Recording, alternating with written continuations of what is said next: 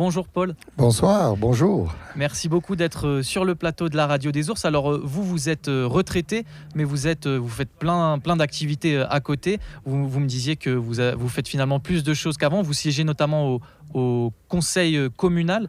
Est-ce que vous pouvez m'expliquer votre rôle au conseil communal? Comment ça se passe dans la commune? Alors, je suis responsable des dicaster, entre autres, des chemins pédestres, de l'électricité, des constructions, ce qui fait que nous avons pas seulement de travail, la commune est très étendue et malgré le peu d'habitants, il y a du travail bien en suffisance. Je suis également responsable de tout ce qui concerne les déchets et cela donne aussi du travail puisqu'il y a eu pas mal de transformations et de renouvellement ces dernières années. Et combien de kilomètres de chemin pédestre on trouve sur la commune de Trient? Alors nous avons près de 80 km de chemin pédestre, ce qui fait qu'entre les bénévoles, nous avons des retraités bénévoles dont je fais partie, qui arpentent les chemins pour les tenir en bon état, les employés communaux également, et ce qui fait qu'avec tous les randonneurs du Tour du Mont-Blanc, cela permet d'avoir le maintien des chemins en bon état. Et vous êtes originaire de Trient, vous? Est-ce que vous pouvez me parler du métier que vous exerciez avant? Et est-ce que vous avez toujours habité ici, du coup, dans la petite commune de Trient? Je suis né à Trient, j'ai fait toute ma classe primaire à Trient. Cela fait bientôt 70 ans, 70 ans pour la frontière. Et ensuite, j'ai déménagé à Martigny avec mes parents. Et j'ai passé toute ma vie à Martigny, donc à 20 km, à l'école. J'ai passé plus de temps à l'école que partout ailleurs. Si je fais une soustraction, j'ai fait dernièrement, ça fait pratiquement 60 ans à l'école. Je n'ai fait presque que ça. Élève, professeur et directeur de l'école secondaire de Martigny pendant un certain nombre d'années. Et puis maintenant, ça fait 7 ans que je suis à la retraite et que je profite de mon temps libre qui est très occupé.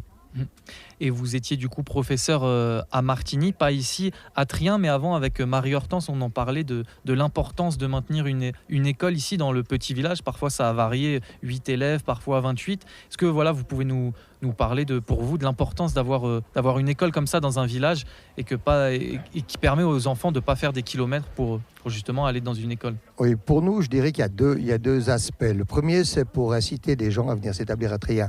Si vous n'avez pas une école, les personnes, les parents qui ont des enfants en bas âge vont hésiter en disant mais si on doit envoyer nos enfants à l'école, à Martigny ou ailleurs. Donc ça, c'est le premier aspect. Deuxième aspect, l'école, c'est quand même le lieu de socialisation. Donc c'est important que les enfants puissent se mélanger. Et le compromis, je dirais, qu'on a trouvé maintenant avec la commune de Fao, que les enfants de Fao et Trient, les 4 premières années, 1, 2, 3, 4, viennent tous à l'école à Trient. Et puis 5, 6, 7, 8 vont à l'école à Fao. C'est aussi un gage pour l'avenir des relations entre les deux villages. C'est extrêmement important. Et puis, ça rassure les parents parce qu'il y a peu de déplacements.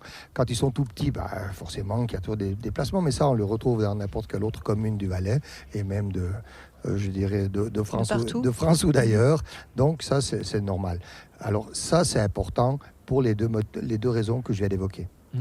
Et du coup, une école unique avec des différents âges. Est-ce que vous pouvez nous parler justement de votre époque quand vous alliez à l'école à Trient? Comment ça se passait ici? Vous étiez du coup mélangé avec des jeunes qui n'avaient pas exactement votre âge. Comment se passait la scolarité? Alors, je vais vous raconter. J'avais 6 ans quand j'ai commencé l'école enfantine, ça n'existait pas. Donc, la maternelle chez vous. Et puis, les élèves les plus âgés, j'avais presque envie de leur dire bonjour mademoiselle. Les élèves les plus âgés avaient 14-15 ans. Alors quand vous avez 6 ans, la jeune fille de 14 ou 15 ans, et il n'y avait qu'une seule classe. Alors le nombre d'élèves, je ne me souviens pas du tout. Je pense qu'il y avait une vingtaine d'élèves. Et j'ai appris à lire avec les élèves. La maîtresse organisait l'école afin que les élèves plus âgés prennent en charge les plus petits.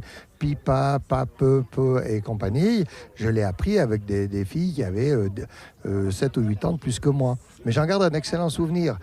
On a eu beaucoup de chance. Marie-Hortense ne l'a peut-être pas dit, mais en fait, pour moi, l'école n'a été qu'un excellent souvenir. J'ai toujours aimé l'école, peut-être pour ça que j'ai passé ma vie là. Mais c'est aussi parce que on avait une enseignante qui venait d'être formée. Elle sortait de l'école normale, c'est comme ça qu'on l'appelle en Valais, et elle avait 19 ans, et elle venait au village de Tria. Elle avait 4 ou 5 ans de plus que les élèves les plus âgés. Donc c'était pour elle aussi un défi. Mais c'était un magnifique défi. Elle a beaucoup apprécié. Moi, j'ai eu qu'une maîtresse à l'école pendant 6 ans, et j'en garde. On a toujours des contacts avec l'enseignante que j'ai eue. Oui, ça crée des liens. Oui, pour moi, c'était un exemple. Je pense qu'elle m'avait donné un peu cette envie de devenir enseignant plus tard. Et vous avez commencé du coup l'école à 6 ans. Vous dites, qu'est-ce qui se passe avant 6 ans pour un petit enfant à votre époque à Trien? Vous êtes beaucoup dans la nature, vous profitez de la montagne? Oui, profiter, c'est peut-être pas le terme. Mes parents, mon père avait des vaches, donc qu'est-ce qu'on fait? On s'occupe des vaches, on s'occupe de... J'ai pas tellement...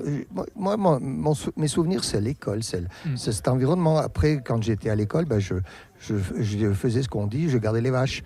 J'allais en champ les vaches, j'accompagnais les vaches. Vous voyez l'écurie là-bas? Ouais. Ça, c'était l'écurie d'été.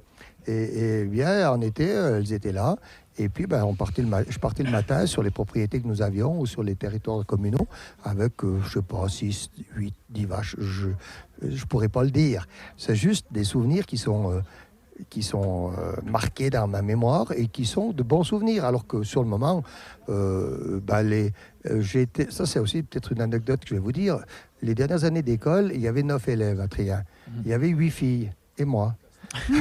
Mais j'étais le seul qui gardait les vaches parce que les autres filles n'avaient pas d'ailleurs, les filles ne gardent pas les vaches, en tout cas pas à cette époque. Donc, ça veut dire que pour moi, c'était un petit peu côté que j'appréciais pas outre mesure. Avec le recul, je trouvais que c'était une époque magnifique. Mais c'est vrai que à ce moment-là, le temps pour jouer ou autre, mon père avait toujours des occupations. Quand il faisait mauvais temps, il y avait quelque chose à faire. Quand il faisait beau temps, on faisait les foins. Enfin, voilà. Mais c'est pas des souvenirs ingrats ou moi, je dirais de nature positive. Mais c'est de bons souvenirs. Et la nature, l'environnement. Si je suis revenu à Trien à l'âge de la retraite, c'est-à-dire il y a 7 ans maintenant, c'est parce que je trouve cet environnement formidable. Et je suis content qu'il y ait des enfants qui puissent venir à l'école de Trien, qui puissent profiter de cet environnement. Je vous ai dit tout à l'heure que j'étais apiculteur. Avec les élèves de l'école, on a une ruche pour l'école. La maîtresse qui est formidable, j'ai un autre copain apiculteur, ils font tout le suivi. Donc ils savent comment vivent les abeilles, ils savent ce qui se passe. Et puis j'ai chez moi, là en ce moment, la récolte de cette année. Dans 15 jours, quand l'école aura commencé, avec les élèves, on va faire l'extraction du miel. Ensuite, ils vont mettre le miel en pot, ils vont apporter le miel à la maison, ils vont expliquer à leurs parents comment les abeilles ont récolté le miel, parce que le miel, ça ne se fabrique pas comme certaines personnes croient. Tu fabriques, mais tu fais du miel. Non, moi je fais rien. Moi je récolte le miel. Je suis le berger des abeilles, je vole un peu de miel aux abeilles, je leur en laisse aussi un peu. Et ce